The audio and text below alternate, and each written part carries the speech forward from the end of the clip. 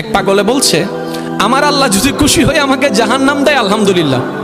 এবার শিক্ষিত সমাজ যারা আমাদের মতো কিছু আছে না, বেশি পণ্ডিত, এবার যাই বলতেছে সবাই চাই জান্নাতে যাইতে, এই পাগলে চাই জাহান্নামে যাইতে। কত বড় গাদা। পাগলে মুস্কি হেসে বলে যায়, হ্যাঁ ঠিকই বলছেন, আপনাদের মতো সুস্থ আমি হতে চাই না, এই পাগলেই থাকতে চাই। এবার তাদের একটু টনক লটলো, কই কেন? সবাই চাই জান্নাত, তুমি চাচ্ছ জাহান্নাম। বলে যে ভাইয়ারা, আপনারা মনে হয় আমার কথাটা খেয়াল করেন নাই, আমি বলেছি আমার রব যদি খুশি হয়ে, আমার রব যদি খুশি হয়ে আমাকে জাহান্নাম দেয় আমি সেটাও নিতে রাজি। বলে যে এখনো বুঝলাম না।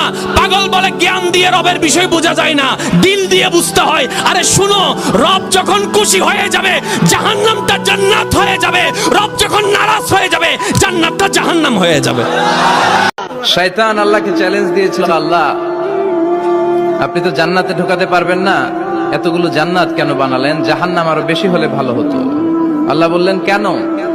শয়তান বলে, আল্লাহ এই সবগুলারে আমি ওয়াসওয়াসা দিয়ে মুনাফিক বানিয়ে নাস্তিক বানিয়ে জাহান্নামে ঢুকাবো।